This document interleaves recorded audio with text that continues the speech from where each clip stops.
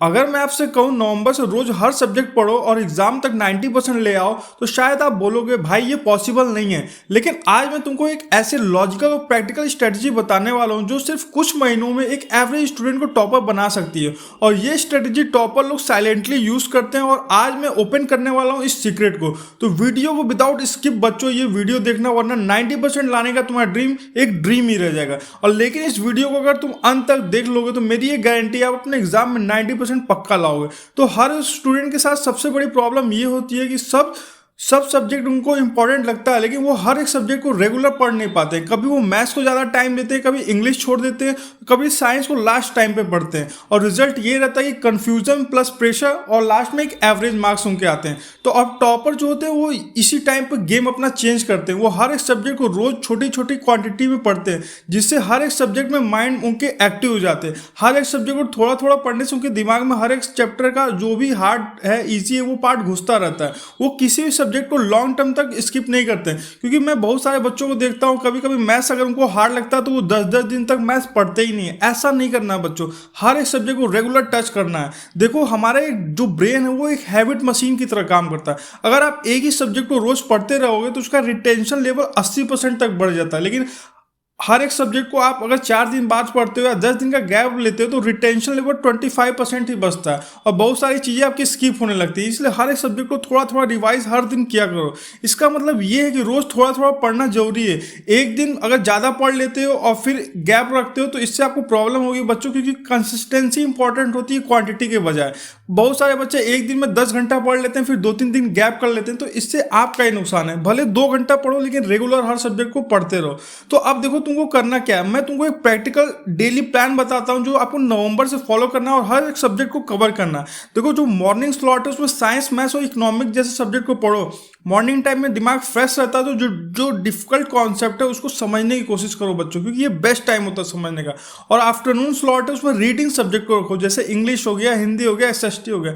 यहाँ फोकस करो लिखने का और चीज़ों को याद करने का। फिर जैसे इवनिंग स्लॉट आता है आफ्टरनून के बाद, आपको प्रैक्टिस सेशन करना है। जो मैथ्स हो गया, मैथ्स के क्वेश्चन सॉल्व करो, डायग्राम देखो, ग्रामर को पढ़ो, मैप की प्रैक्टिस करो, जो भी मॉर्निंग में पढ़ा था उसकी भी प्रैक्टिस करो। और फिर नाइट में आपको रिवीजन प्लस प्लानिंग रखनी है।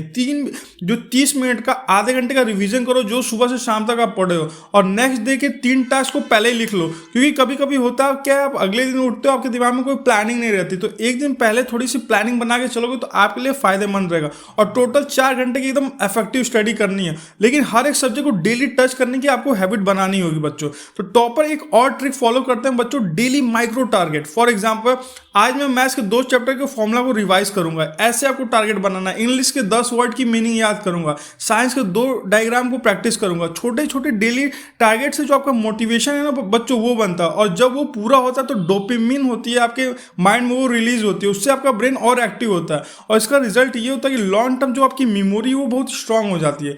तो देखो बच्चों, नवंबर से एग्जाम तक तुमको 2 फेज में पढ़ाई करनी है। पहले फेज में लर्निंग फेज रखना है, हर सब्जेक्ट के कॉन्सेप्ट को क्लियर रखो, फॉर्मूला प्लस डिफिनीशन को एक अच्छे हैंड राइटिंग में नोटबुक में बना के लिखो, संडे को वीकली रिवीजन टेस्ट करो। और फिर जो एग्जाम के टाइम पास आएगा तो रिवीजन फेज में चले जाओ। पूरे सिलेबस को 3 बार रिवाइज करो, प्रीवियस ईयर पेपर को सॉल्व करो और वीक टॉपिक पे स्पेशल फोकस रखो।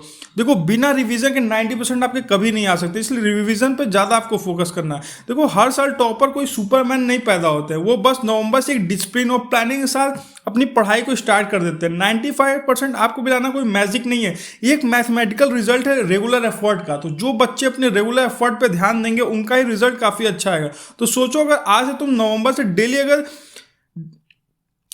से 30 दिन अगर डेली 4 घंटे की पढ़ाई करते हो तो टोटल स्टडी आपके आवर्स 120 आवर्स हो जाएंगे, और 120 घंटे एक एवरेज स्टूडेंट को टॉपर स्टूडेंट बना सकती है।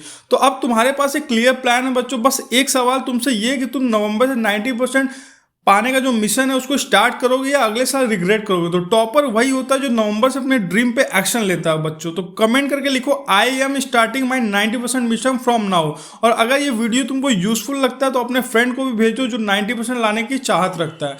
तब तक मिलते हैं नेक्स्ट वीडियो में। Thank you and have a nice day बच्चों।